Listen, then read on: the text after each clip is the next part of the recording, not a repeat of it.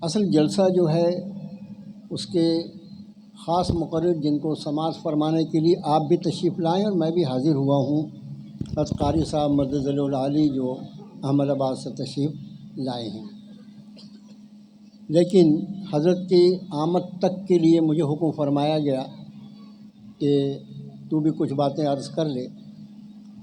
میں اتنے بڑے علماء، مفتیان کرام اور خود میرے استاد اس وقت اسٹیج پہ تشریف رکھتے ہیں، میرے لیے بڑی آزمائش ہے یہ، ان حضرات کے سامنے میں کیا عرض کروں۔ اتنا کہہ سکتا ہوں کہ شاگرد ہوں اور اپنا سبق ایک مرتبہ اور سنا دوں تاکہ سبق میں عمر کے اعتبار سے، وقت کے گزرنے کے اعتبار سے کوئی کمزوری ہو گئی ہو تو میرے اساتذہ اس کو درست فرما لیں۔ میرے بھائیو، آپ جانتے ہیں کہ میں قرآن شریف کا ایک چھوٹا سا طالب علم ہوں اور اس کے سوا کچھ اور نہیں۔ بہت افسوس ہوا یہ دیکھ کر کہ میرے نام کے ساتھ مفسر قرآن کا لفظ لکھ دیا گیا۔ اللہ بہتر جانتا ہے، اگر مجھے اس کا ذرا سا بھی احساس ہوتا تو میں مفتی صاحب کو منع کر دیتا۔ محمد مصطفیٰ لکھ دیا آپ نے، نام کافی ہے، ناگپور اور کامٹی کے لوگ الحمدللہ جانتے ہیں۔ کہاں تفسیر قرآن اور کہاں مفسر قرآن، یہ لمبے لمبے جو خطابات لگتے ہیں دوسرے لوگوں کو زیب دیتے ہیں، ہم لوگوں کو اچھا نہیں لگتا، اس لیے کہ بے تکلف زندگی گزارو، بے تکلف دنیا سے چلے جاؤ تاکہ اللہ تعالیٰ بھی اپنے فضل و کرم سے بے تکلف جنت میں داخلہ مرحمت فرما دیں۔ ایک آیت شریفہ جو میں نے اس وقت آپ کو پڑھ کر سنائی ہے، اکثر و بیشتر ہمارے ائمہ کرام سے ہم نمازوں میں اس کو سنتے رہتے ہیں، سورہ بنی اسرائیل کی ایک آیت کا ٹکڑا ہے۔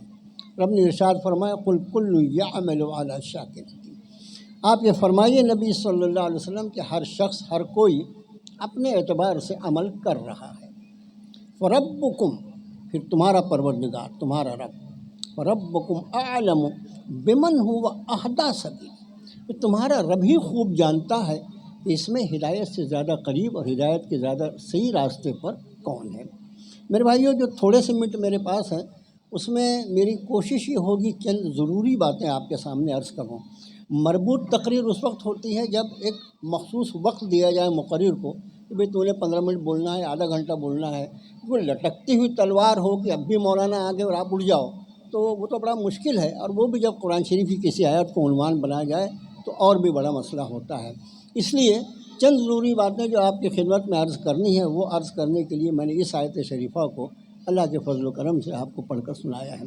میرے بھائیوں، اس وقت امت مسلمہ کے مسائل جو ہیں وہ اتنے ہیں کہ ان کو شمار نہیں کیا جا سکتا، لیکن ان مسائل میں چند مسائل ایسے ہیں جو بہت بڑے ہیں، اور ظاہر ہے کہ جب مسائل کا انبار ہو تو کچھ بہت بڑے ہوں گے، کچھ درمیانی سائز کے ہوں گے، کچھ ایک دم چھوٹے ہوں گے۔ ان بڑے مسائل میں جو ہے وہ ایک مسئلہ یہ ہے کہ اس امت مسلمہ کے ہاتھ سے اللہ کا کلام چھوٹ گیا۔ چھوٹ گیا، آپ کو لگے بھی یہ کیا لفظ ہے، چھوٹ گیا، کیسے چھوٹ گیا؟ ہم نمازوں میں پڑھتے ہیں، ہم تراویح میں پڑھتے ہیں، ہم تلاوت کرتے ہیں۔ مجھے آپ بتائیے کہ ابھی 1 مہینہ 2 دن گزرا ہے جب رمضان المبارک ہم سے وداع ہوئے، اس رمضان میں اس امت کا جو معاملہ قرآن شریف کے ساتھ تھا کیا وہ غیر رمضان میں باقی رہا ہے؟ نہیں۔ ایسا لگتا ہے جیسے اس نے عید کی رات میں اس قرآن شریف کو اس طرح طے کر کے رکھ دیا کہ پھر اگلا رمضان آئے گا تو تب دیکھا جائے گا۔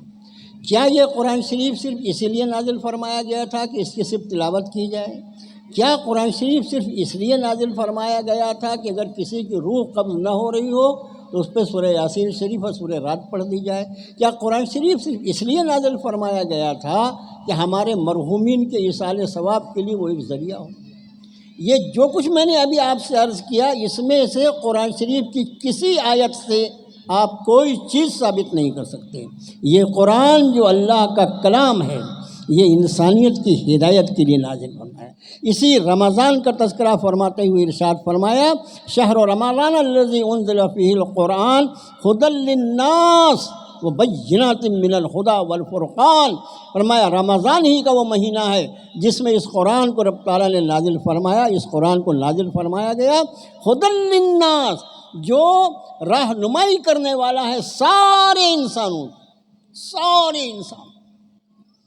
نزول قرآن سے لے کر قیامت تک جتنے انسان پیدا کرنے والا ہے رب کائنات، ان سب کے لیے اگر کوئی منشور حیات ہو سکتا ہے، کوئی کنسٹیٹیوشن آف لائف ہو سکتا ہے، زندگی گزارنے کا طریقہ ہو سکتا ہے، اس کی دنیا اور آخرت کے حسن اور کامیابی کی ضمانت اگر کوئی چیز ہو سکتی تو یہ اللہ کی کتاب ہے۔ اب اس کتاب کو جو ہماری زندگی کا منشور ہے، ہماری زندگی کے گزارنے کا قانون ہے، یہ کہاں فرق پڑا؟ امت کیسے اس رخ پر چلی گئی کہ یہ قرآن صرف تلاوت کے لیے ہے اور اس کے معنی اور مفہوم یہ تو صرف علماء کے لیے ہیں، ہمارے بہت اعلیٰ قسم کے لوگ جو ہیں ان کے لیے ہیں، ہمارے لیے نہیں ہیں۔ قرآن شریف کی کتنی آیتوں کا ایک شخص انکار کرتا ہے انجانے میں، اس کو معلوم نہیں کہ قرآن شریف نے اپنے بارے میں کیا فرمایا۔ ان ھذہ تذکرہ، بے شک بلا شبہ یہی نصیحت نامہ ہے، فمن شاء اتخذ الی ربہ سبیلا، سو تم میں جو چاہے اپنے رب تک پہنچنے کا راستہ اختیار کرنا۔ یہی وجہ ہے کہ اللہ کے رسول صلی اللہ علیہ وسلم نے حدیث پاک میں ارشاد فرمایا، یہ حبل المتین ہے، یہ وہ رسی ہے جس کا ایک سرا مخلوق کے ہاتھ میں اور دوسرا سرا خالق کے ہاتھ میں۔ میرے بھائیوں، اب آئیں اس آیت شریفہ کی طرف جو میں نے آپ کو پڑھ کر سنایا ہے، جس کی روشنی میں کچھ باتیں کیا ہے، کچھ عنوانات آپ کے سامنے عرض کروں۔ اس امت کے جو بڑے بڑے مسائل ہیں ان میں ایک ہے قرآن شریف سے اس کا تعلق ٹوٹ جانا۔ جب قرآن پاک سے تعلق ٹوٹا تو اس کے نتیجے میں یہ ہونا ہی تھا کہ اس کو معلوم ہی نہیں کہ عقیدہ توحید کی حقیقت کیا ہے، جناب رسول اللہ صلی اللہ علیہ وآلہ وسلم کی عظمت اور مقام جلیلہ کیا ہے جس پر رب کائنات نے ان کو فائز فرمایا ہے، اور پھر وہ آخرت کہ موت کے پہلے جھٹکے کے ساتھ جس میں آدمی کا داخلہ ہوتا ہے اور انتہا حشر و حساب پر ہوگی، اس آخرت کی حقیقت ہوا یہ کہ چند بیچارے پیٹ پرست لوگوں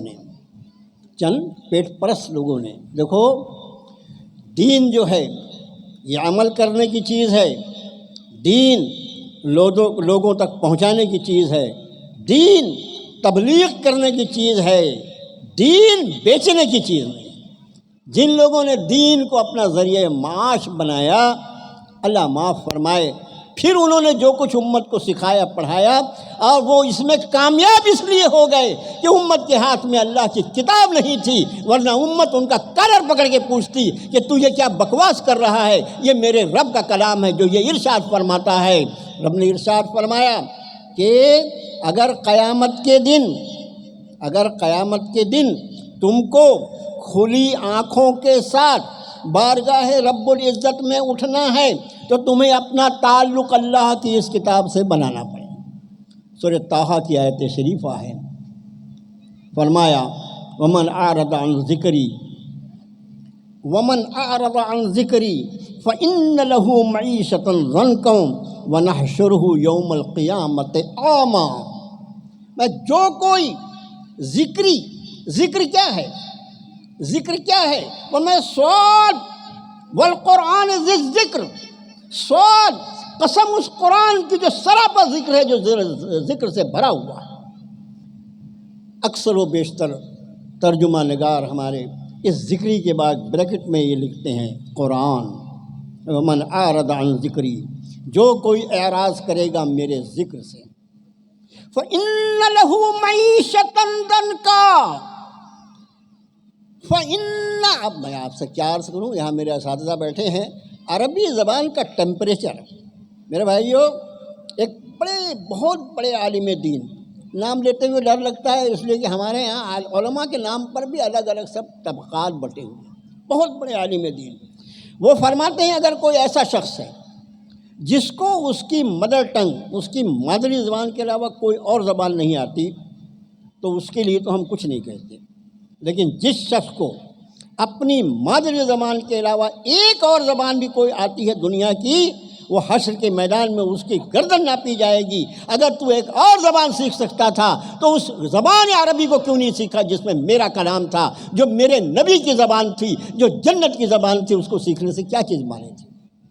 ہمارے یہاں تو بعض ایسے لوگ ہیں کہ اتنی زبانیں جانتے ہیں کہ حیرت ہوتی بھی کیا ہے، سب جانتے ہیں، اگر کچھ نہیں جانتے تو عربی نہیں جانتے۔ عربی زبان جو ہے، اللہ کا شکر ہے 1-2 زبانیں ہم کو بھی چھوٹی موٹی آتی ہیں، لیکن عربی زبان جو ہے وہ اپنے یعنی نفاست کے اعتبار سے اور اپنی وسعتوں کے اعتبار سے، جب تک مجھے عربی نہیں آتی تھی تو میں یہ سمجھتا تھا کہ انگریزی جو ہے وہ اپنی گرامر کے اعتبار سے بہت ہی ریچسٹ لینگویج ہے، بہت ہی زبردست زبان میں انگریزی کو جانتا تھا، اس لیے کہ میری ابتدائی ساری تعلیم جو ہے وہ اسکول اور کالج کی ہے، انگریزی آتی تھی الحمدللہ، انگریزی ہمارا ذریعہ تعلیم رہا۔ لیکن جب اللہ پاک نے اپنے فضل و کرم سے اپنے کتاب سے تعلق عطا فرمایا اور اپنے کلام کی زبان کو جب اللہ نے سکھا دیا، میں آپ سے عرض کرتا ہوں تھوڑی بہت انگریزی جاننے کے بعد بھی کہ انگریزی جس کے گرامر کے بارے میں لوگ کہتے ہیں واہ کیا گرامر ہے، انگریزی عربی کے پاسنگ میں بھی نہیں بیٹھتی، انگریزی عربی کے پاسنگ میں بھی نہیں بیٹھتی۔ ابھی یہ موقع نہیں ہے۔ میرا معروضہ یہ ہے، اللہ نے جو زندگی کا وقت دیا ہے، بہت سارے کام آپ کر رہے ہیں، کرتے رہیے، اللہ سب میں برکت عطا فرمائے۔ اپنے ذمے ایک کام یہ لے لیجئے کہ اللہ کے کلام کی زبان سیکھیں۔ کیوں آپ کسی ترجمہ نگار کے محتاج رہتے ہیں؟ قرآن کو اس کی زبان میں سمجھیے، اللہ کے رسول صلی اللہ علیہ وسلم کے ارشادات کو ان کی زبان مقدس میں سمجھیے، تب آپ کو اس کی حلاوت اور اس کی چاشنی کا انداز ہوگا۔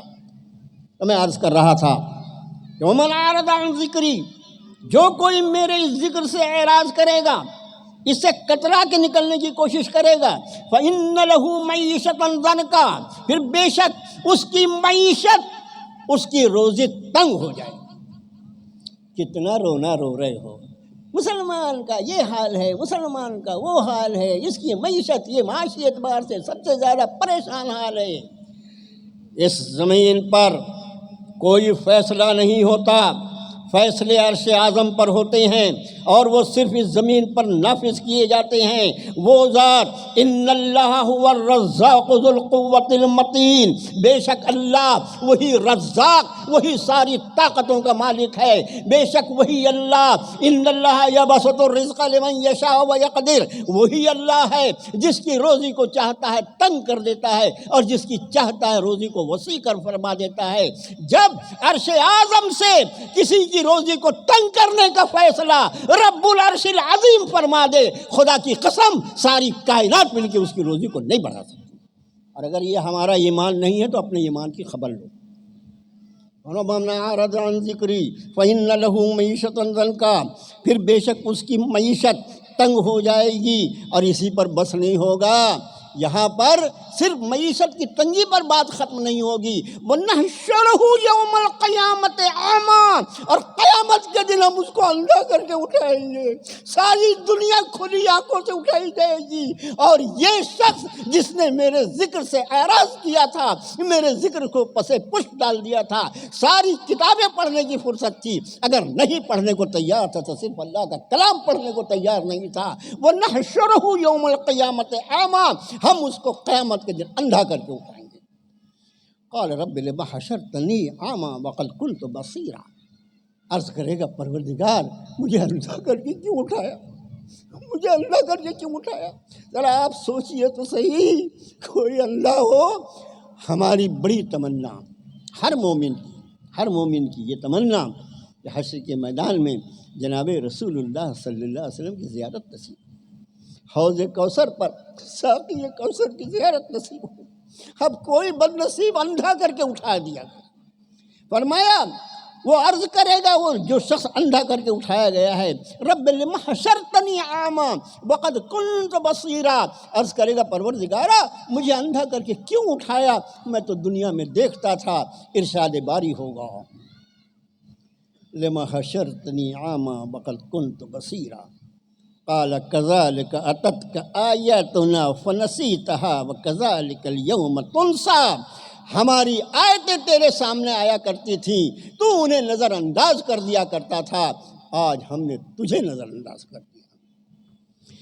جو کچھ اللہ کے کلام کے ساتھ تم معاملہ کرو گے وہی معاملہ تمہارے ساتھ ہوگا۔ اس آیت شریفہ کی روشنی میں یہ بات واضح ہے۔ میرے بھائیوں، معیشت کی تنگی، پریشانی، ان سب کی بنیادی وجہ قرآن سے ترک تعلق۔ دوسری بات جو اصل مضمون ہے جس پہ کچھ باتیں عرض کریں، اللہ کرے کہ حضرت آئیں تو پھر میری بھی چھٹی ہو جائے۔ وہ یہ ہم نے کچھ ایسے کام اپنے ذمے لے لیے جو ہمارے کرنے کے بالکل نہیں ہیں، ہمارے کرنے کے۔ آیت شریفہ جو میں نے آپ کو پڑھ کر سنایا وہ یہ تھے کہ قل کل یعمل علی شک، کہیے کہ ہر کوئی اپنے آپ اپنے مطابق عمل کر رہا ہے، اپنے اپنے اعتبار سے عمل کر رہا ہے۔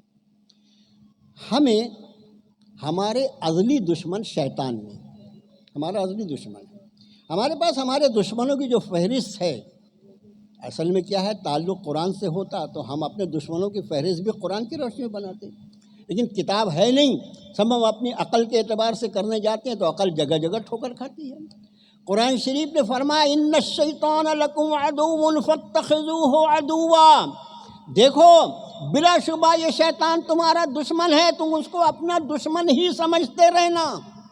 کبھی خیال آتا ہے کیا ہماری جو محفلیں ہوتی ہیں اور جب ہمارے مخالفین اور وہ لوگ جو ہم سے کینہ رکھتے ہیں، ہم کو نقصان پہنچانا چاہتے ہیں، جب ان کا تذکرہ ہماری مجلسوں میں آتا ہے، کبھی شیطان کا تذکرہ آپ نے سنا کیا؟ نہیں، کبھی نہیں سنا۔ قرآن شریف نے شیطان کی عداوت اور دشمنی سے 50 مرتبہ ان الشیطان للانسان عدو مبین، یہ شیطان انسان کا کھلا ہوا دشمن، سارے دشمن جن کا ہم تذکرہ کرتے ہیں وہ چھپے ہوئے، یہ کھلا ہوا دشمن ہے۔ اور اس کی دشمنی کے بارے میں حضرت حافظ ابن کثیر رحمۃ اللہ علیہ نے تفسیر ابن کثیر میں اعوذ باللہ من الشیطان الرجیم کی تفسیر میں یہ آپ دیکھیں گے، اگر آپ پڑھیں اس کو تو ملے گی۔ حضرت حافظ صاحب فرماتے ہیں ایمان والے کے 2 دشمن ہوتے ہیں، ایمان والے کے 2 دشمن ہوتے ہیں۔ پہلا دشمن اس کا جو ہے وہ غیر مومن ہے، یہ ایمان لایا، اللہ نے اس کو ایمان کی دولت سے سرفراز فرمایا، اب جو غیر مومن ہے یہ اس کا دشمن نمبر 1، بالکل اس کو ہنستا کھیلتا پھلتا پھولتا دیکھنا ہی نہیں چاہتا۔ فرمایا اس کا پہلا دشمن جو ہے ایمان والے کا وہ غیر مومن ہے۔ غیر مومن لفظ میں احتیاط سے عرض کر رہا ہوں، آپ اس کے معنی سمجھ لیجئے، اس میں وہ سارے لوگ آ گئے، پورے گروہ در گروہ جس کو آپ گنواتے رہے، سب غیر مومن کا گروہ ہے۔ حضرت حافظ صاحب فرماتے ہیں اور دوسرا اس کا دشمن شیطان ہے، اس لیے کہ اس کی دشمنی کا تذکرہ رب تعالیٰ نے قرآن شریف میں فرمایا۔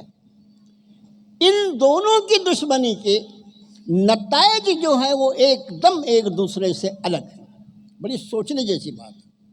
حافظ صاحب رحمۃ اللہ علیہ یعنی حافظ ابن کثیر رحمۃ اللہ علیہ فرماتے ہیں غیر مومن اگر کسی مومن پر غالب آ جائے اور اس کو نقصان پہنچانے میں کامیاب ہو جائے تو اس کی دشمنی کی بنیاد پر یہ شخص سیدھا جنت میں چلا جائے۔ اس نے مار ڈالا، تم شہید ہو گئے نا، اور شہادت جب ہوتی ہے تو قیل ادخل الجنہ، بیچ میں کوئی برزخ نہیں، کوئی سوال نہیں، کوئی جواب، جا جنت میں داخل ہو جا، قیل ادخل الجنہ ہو جاتا ہے۔ تو فرمایا حافظ صاحب نے کہ دونوں دشمن ہیں، لیکن دونوں کی دشمنی کے نتائج کے اعتبار سے ایک دم الگ الگ نتیجہ ہے۔ غیر مومن کسی مومن پر اگر غالب آ جائے تو اس کو جنت میں پہنچا دیتا ہے، اور اس کا دوسرا دشمن شیطان اگر اس پر غالب آ جائے تو اس کو جہنم رسید کر دیتا ہے۔ مجھے بتائیے دشمنی کے اعتبار سے زیادہ اشد دشمنی کس کی ہے؟ جو میری آخرت بگاڑ دے، جو میری جنت ضائع کروا دے، اس کی دشمنی زیادہ شدید ہے، یا وہ دشمن جس کی فہرست لے کر ہم گھوم رہے ہیں؟ یہ سارے معاملات جو ہیں یہ اس وجہ سے ہے کہ ان ایمان والوں کا تعلق اللہ کی کتاب سے باقی نہیں رہا۔ یہ دنیا جس پر ہم ریجھ گئے ہیں، بل تؤثرون الحیات الدنیا وفی الآخرہ، آ رہے ہیں وہ آئیں خالی یہاں تک آئیں، اس کے پہلے بیچ میں اور کوئی ہے پروگرام؟ بھائی اور کچھ ہے پروگرام بیچ میں جب میری تقریر کے بعد؟ اور کوئی نعت کچھ ہے کیا؟ چلو اس سے میں نے عرض کیا تھا کہ میں صرف اتنی دیر آپ کے بیچ میں رہوں گا جب تک حضرت کے آنے کی اطلاع نہ ہو۔ حضرت تشریف لا رہے ہیں، اس لیے جو کچھ بات عرض کی گئی ہے اس کو میں سمیٹنے کی کوشش کرتا ہوں۔ میرے بھائیو، اپنا تعلق اللہ کی کتاب سے پیدا کروں۔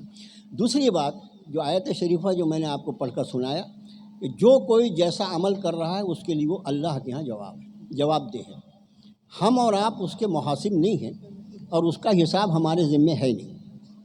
ہمارے ذمے ہماری اپنی فکر ہے، کل نفس بما کسبت رہینہ، ہر نفس جو ہے وہ اپنے اعمال کے بدلے میں گروی رکھا ہوا ہے. میرا وجود خود گروی رکھا ہے، دوسروں کا حساب کتاب کرنا عقل کی بات ہے کیا؟